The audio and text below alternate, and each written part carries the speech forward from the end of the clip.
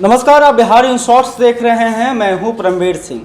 चुनावी रणनीतिकार प्रशांत किशोर बिहार के अगले अरविंद केजरीवाल बनने जा रहे हैं। जिस तरह से आज प्रशांत किशोर ने प्रेस कॉन्फ्रेंस करके अपना सारा प्लान बताया कि आगे वो बिहार में क्या कुछ करने वाले हैं, लेकिन सबसे बड़ी बात वो है कि प्रशांत किशोर 3000 किलोमीटर की पदयात्रा करेंगे, यानी कि बिहार के गाँवों में पैदल घूम कर लोगों से मुलाकात करेंगे।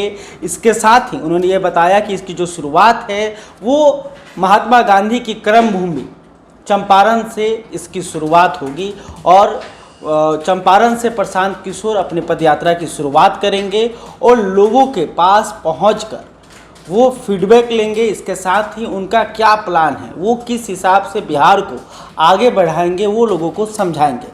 प्रशांत किशोर क्या कुछ कह रहे हैं, आप देखिए। पिछले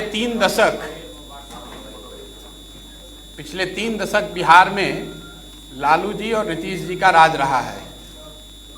पहले 15 साल लालू जी और फिर अभी 14-15 साल से नीतीश जी बिहार के मुख्यमंत्री हैं। लालू जी और उनके समर्थकों का ऐसा मानना है कि पहले 15 साल जिस समय उनका राज रहा, उस समय सामाजिक न्याय की बात हुई। जो समाज में आर्थिक या सामाजिक रूप से पिछड़े लोग थे, उनको उनकी सरकार ने आवाज़ दी। उसके बाद के 15 साल 2004 के बाद से जब नीतीश जी मुख्यमंत्री हैं, उनके और उनके समर्थकों का ऐसा मानना है कि उन्होंने आर्थिक विकास और दूसरे सामाजिक पहलुओं पर ध्यान दिया है और बिहार का विकास किया है। दोनों ही बातों में कुछ सच्चाई तो ज़रूर है। अगर आप इसको ऑब्जेक्टिवली देखेंगे तो जो लालू जी के रिजीम में हुआ या अभी जो नीतीश जी के रिजीम में हो रहा है, उसमें कुछ सच्चाई ज़रूर है और जो वो दावा कर रहे हैं। लेकिन जितना उनके दावों में सच्चाई है, उतना इस बात में भी सच्चाई है कि बिहार आज 30 वर्ष के लालू जी और नीतीश जी के राज के बाद देश का सबसे पिछड़ा और देश का सबसे गरीब राज्य है। इस सच्चाई को कोई झुठला नहीं सकता है। विकास के ज़्यादातर मानकों पर बिहार आज भी देश के सभी राज्यों में सबसे निचले पायदान पर है। इसलिए अगर आगे के 10-15 बरस के रास्ते को आप देखेंगे तो ये तो तय है कि जिस रास्ते से आप आए हैं पिछले 10-15 सालों में, वो रास्ता आपको वहाँ पर नहीं पहुँचा सकता है। आने वाले 10-15 बरस, और अगर उन वर्षों में बिहार को अग्रणी राज्यों की श्रेणी में आना है, तो जिस रास्ते पर ये राज्य पिछले 10 साल, 15 साल या 20 साल से चल रहा है, उन रास्तों पर चलकर हम वहाँ नहीं पहुँच सकते हैं। स्वाभाविक है कि उसके लिए एक नई सोच और नए प्रयास की ज़रूरत है। अब ये विवाद और बहस का मुद्दा हो सकता है कि वो नई सोच और नया प्रयास कौन करे और किसके पास है। मेरा ऐसा मानना है कि कोई भी व्यक्ति ये दावा नहीं कर सकता है कि ये सोच और प्रयास करने की सारी क्षमता किसी एक व्यक्ति विशेष के पास है। मैं ऐसा समझता हूँ कि बिहार के लोग जब तक सब मिलकर एक साथ इस नई सोच और नए प्रयास के पीछे अपनी ताकत नहीं लगाएंगे, तब तक बिहार की दशा और दुर्दशा सही नहीं हो सकती है। इसलिए मैं ऐसा मानता हूँ कि आने वाले दिनों में और आने वाले समय में बिहार के वो लोग जो इस धरती से जुड़े हैं, जो यहाँ के मुद्दों को समझते हैं और जिनमें यहाँ की समस्याओं को सुलझाने की क्षमता है, और उससे बढ़ के आने वाले वर्षों में बिहार को बदलने का जिनके पास जज्बा है, जो बिहार को बदलना चाहते हैं, वो सारे लोग और या उनमें से ज़्यादातर लोगों को एक साथ आकर कोई नई प्रयास करने की ज़रूरत है। इस संदर्भ में मेरी जो सोच है और जो मेरी भूमिका है, उसके बारे में मैं 2 बात आज बताने वाला हूँ। जैसा कि आप प्रेस में या अदरवाइज कई जगह मीडिया में स्पेकुलेट किया जा रहा है कि मैं कोई राजनीतिक पार्टी बनाने वाला हूँ या मैंने कोई राजनीतिक मंच बनाया है, ऐसी कोई घोषणा मैं आज नहीं करने वाला हूँ। मेरी कोशिश ये है और मेरी भूमिका आने वाले दिनों में ये होगी कि ये जो लोग जिनको मैं कह रहा हूँ, जो यहाँ के सामाजिक और राजनीतिक जीवन से जुड़े हुए हैं और जो यहाँ की मिट्टी को, यहाँ के मुद्दों को, यहाँ के समस्याओं को समझते हैं, उनमें से एक बड़ा तबका उनसे मिलना, उनसे समझना और उनको एक साथ एक प्लेटफॉर्म पर लाकर खड़ा करना।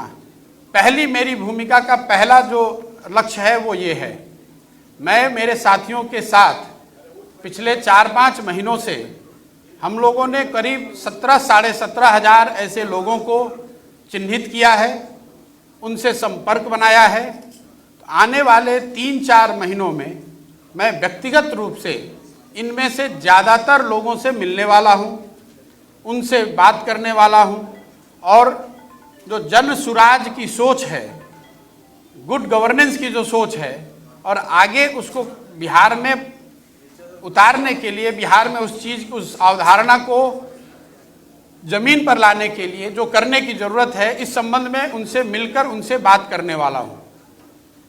इस संदर्भ में मैंने पिछले 3 दिनों में कोई 150 लोगों से मेरी मुलाकात हुई। सैंपल के तौर पे जो 17,500-18,000 लोग हम लोग के साथ जुड़े हुए हैं, उसमें समाज के अलग अलग वर्गों के लोग, अलग अलग पृष्ठभूमि के लोग, राजनीतिक और गैर राजनीतिक दोनों। और मेरा अनुभव पिछले 3 दिन का ये रहा है कि करीब 90% लोग इस बात से पूरी तरह इत्तेफाक रखते हैं कि बिहार में एक सामूहिक नए सोच और नए प्रयास की ज़रूरत है। तो मेरी पहली घोषणा ये है कि अगले 3 से 4 महीनों के अंदर इन 17,500-18,000 लोगों के साथ संवाद स्थापित करना, उनसे समझना, उनसे जन स्वराज की परिकल्पना के बारे में चर्चा करना और अगर उनकी सहमति हो तो उनको इसका भागीदार बनाना, ये पहला लक्ष्य है। अगर इनमें से एक बड़ा वर्ग 2,000, 5,000, 3,000, मैं कोई संख्या अभी आपको एक संख्या नहीं बता सकता हूं, लेकिन इसमें से बड़ी संख्या में लोग अगर एक साथ आए, एक प्लेटफॉर्म या एक अभियान के तहत जुड़कर आते हैं और वो मिलकर ऐसा तय करते हैं कि हमें किसी राजनीतिक संगठन या पार्टी की ज़रूरत है, तो उस पार्टी की घोषणा उस समय करी जाएगी। अगर वो पार्टी बनती भी है तो वो पार्टी प्रशांत किशोर की पार्टी होगी, ऐसी बात नहीं है। वो उन सबों की पार्टी होगी जो इस परिकल्पना से जुड़कर इस राजनीतिक संगठन के निर्माण में अपनी भागीदारी देना चाहते हैं। ये काम मुझे ऐसा लगता है कि अगस्त या सितंबर तक पूरा कर लिया जाना चाहिए। ये आज की घोषणा का एक पहलू है।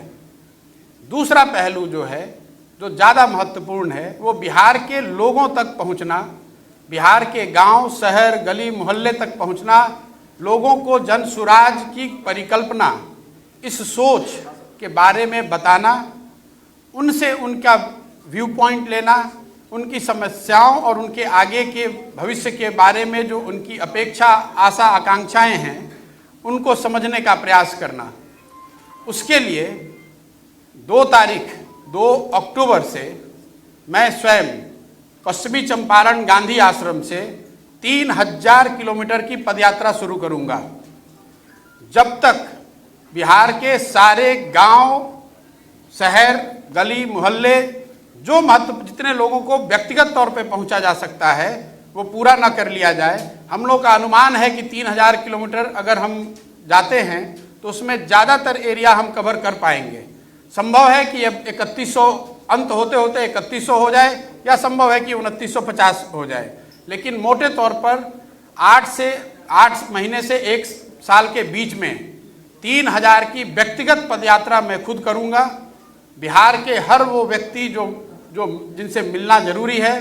तो आपने देखा कि प्रशांत किशोर ने आज कोई राजनीतिक पार्टी का ऐलान तो नहीं किया, लेकिन उन्होंने बताया कि उनका प्लान क्या है। पहले जो 18 से 20 हज़ार लोग उनके संपर्क में हैं, उनसे व्यक्तिगत मुलाकात करेंगे, फिर आगे का जो प्लान है वो तैयार करेंगे और फिर अगस्त के महीने में वो अपनी पदयात्रा की शुरुआत करेंगे और उसी वक्त पार्टी का भी वो ऐलान कर सकते हैं। आपको बता दें कि बिहार के मुख्यमंत्री नीतीश कुमार पर भी उन्होंने कटाक्ष किया। उन्होंने कहा कि नीतीश कुमार से उनका व्यक्तिगत संबंध मजबूत है, लेकिन जो वैचारिक है वो सहमति नहीं है, वैचारिक मतभेद है, उनका जो विचारधारा है, उनका जो काम करने का तरीका है वो उन्हें पसंद नहीं है। इसके साथ ही तेजस्वी यादव पर भी उन्होंने बिना कुछ कहे ही कटाक्ष कर लिया। यूँ कहें कि उन्होंने कहा कि वो बिहार के मुख्यमंत्री के बेटे हैं, हम तो अभी छोटे से कार्यकर्ता है, एक नई पार्टी की शुरुआत कर रहे हैं, तो अभी हम उन पर कुछ नहीं बोलेंगे। तो कहीं ना कहीं प्रशांत किशोर जिस तरीके से वो अपना प्लान बता रहे हैं, जिस तरीके से वो अपनी बातें रख रहे हैं, तो वैसा लग रहा है कि प्रशांत किशोर बिहार में एक नया विकल्प तैयार करना चाहते हैं। लेकिन ये देखने वाली बात होगी कि प्रशांत किशोर अपने इस अभियान में कितने सफल होते हैं, उनकी जो सोच है उस पर वो कितने आगे बढ़ते हैं, ये देखने वाली बात होगी। बहरहाल अभी तक आपने हमारे चैनल को सब्सक्राइब नहीं किया तो तुरंत कर ले। प्रशांत किशोर के इस बयान को लेकर, उनके इस नए आगाज़ को लेकर आप क्या सोचते हैं, कमेंट करके बता सकते हैं। वीडियो फेसबुक पर देख रहे हैं तो हमारे पेज को भी लाइक करें। धन्यवाद।